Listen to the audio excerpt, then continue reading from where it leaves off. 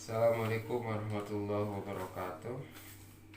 Hamdan wa syukran lillah wassalatu wassalamu ala rasulillah. Amma ba'du. Alhamdulillah, kita belajar lagi di hari Rabu tanggal 15 Juli 2020. Pelajaran fikih bab 1 tentang puasa. Anak-anakku semuanya, silahkan disimak video kali ini, yaitu tentang ketentuan puasa. Puasa dalam bahasa Arab disebut as-shaum, yaitu menahan diri. Dari apapun itu, menahan diri namanya shaum, ya. Tapi yang dimaksud pada hari ini atau pelajaran hari ini bukan hanya menahan diri saja.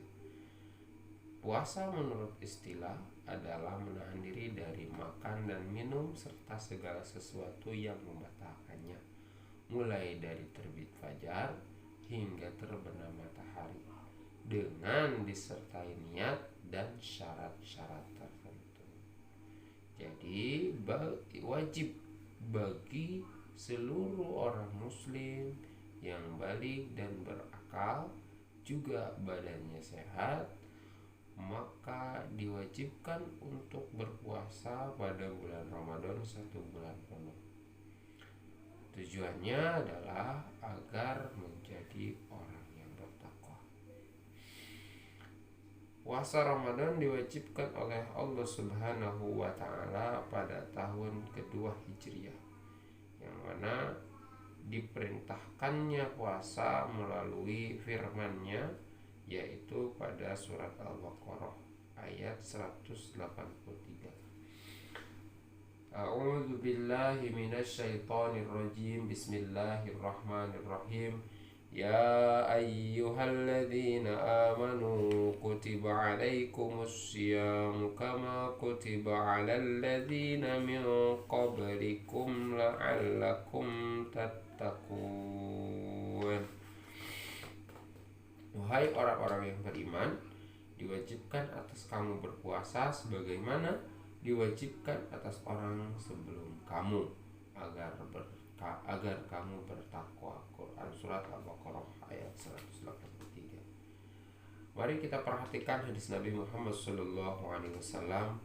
An Abi Hurairah radhiyallahu anhu anin Nabi sallallahu alaihi wasallam, man shoma ramadhana imanan wa ihtisaban ghufira lahu ma taqaddama min dzambi. Rawahul Bukhari wa Muslim. Nabi Muhammad sallallahu alaihi wasallam bersabda dalam hadisnya, barang siapa yang berpuasa pada bulan Ramadan karena semata-mata beriman kepada Allah dan mengharapkan pahala darinya, niscaya diampuni dosanya yang telah lalu. Hadis riwayat Bukhari. Jadi berpuasa akan menghapuskan dosa-dosa kita, sebesar apapun dosa kita. Ketika kita berpuasa dengan beriman kepada Allah dan mengharapkan ridho dari Allah Subhanahu wa Ta'ala, maka dosa kita akan dihapus. Dalam puasa ada beberapa syarat yang harus kita jalani, yang harus kita penuhi, yaitu ada syarat-syarat wajib puasa. Syarat-syarat wajib puasa yang mana menyebabkan seseorang itu harus melaksanakan puasa, maka harus dipenuhi syarat-syarat wajib puasa yang meliputi: 1. Islam. Orang Islam wajib berpuasa. Ya, gimana dengan orang kafir? Atau bagaimana ketika ada orang kafir berpuasa sebulan penuh? Puasanya seperti puasa orang Islam. Apakah sah? Tidak sah. Karena apa? Karena dia atau orang kafir tersebut tidak mengimani kepada Allah Subhanahu wa Ta'ala. Ya, tidak memenuhi, karena dia bukan orang Islam. Berpuasa Ramadan itu hanya khusus bagi orang Islam. Balik dan berakal, ya, orang balik dan berakal. Ketika seseorang sudah mencapai balik dan dia orang berakal, tidak gila, maka wajib berpuasa.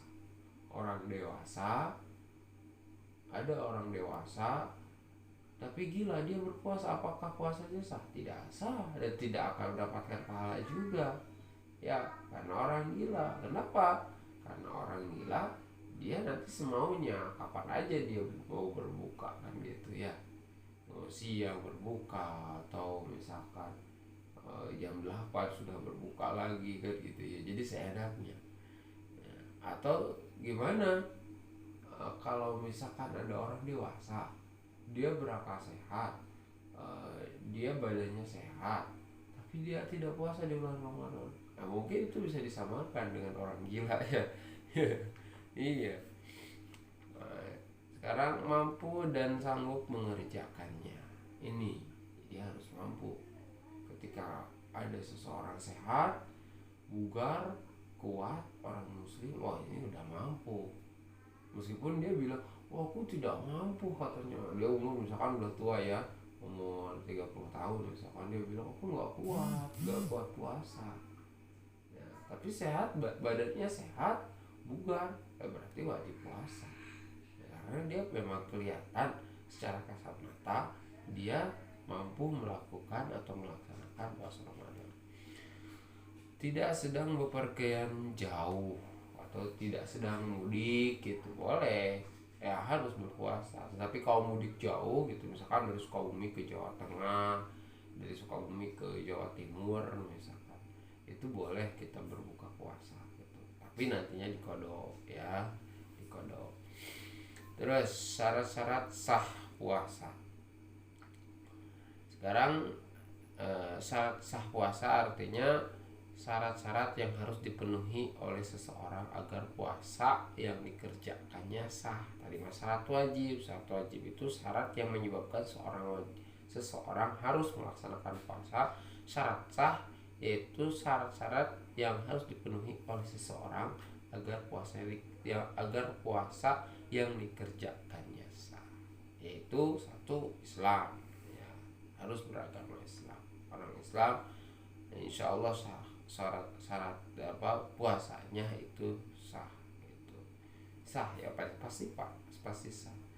B, mumayyiz. Apa itu mumayyiz? Yaitu orang-orang yang sudah bisa membedakan mana yang benar dan mana yang salah.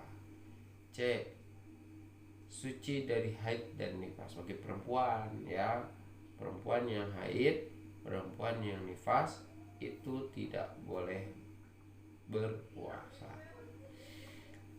Terus bukan pada hari-hari yang diharamkan puasa seperti Idul Fitri, Idul Adha, dan hari Tasyrik. Tidak boleh, ya, di hari Lebaran Idul Fitri itu tidak boleh. Idul Adha tidak boleh berpuasa, itu waktunya makan, ya, tidak diwajibkan bagi seorang pun yang berpuasa pada hari-hari tersebut dan hari Tasyrik juga, ya.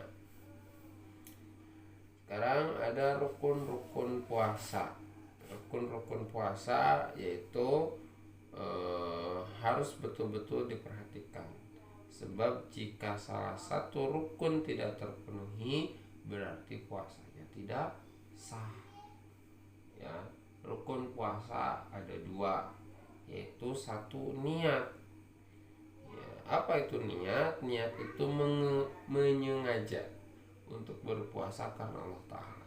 Niat puasa dilaksanakan dilakukan di dalam hati, ya, pada waktu sahur, ya, waktu semuanya sebelum masuk waktu berpuasa itu sahur atau malam, ya.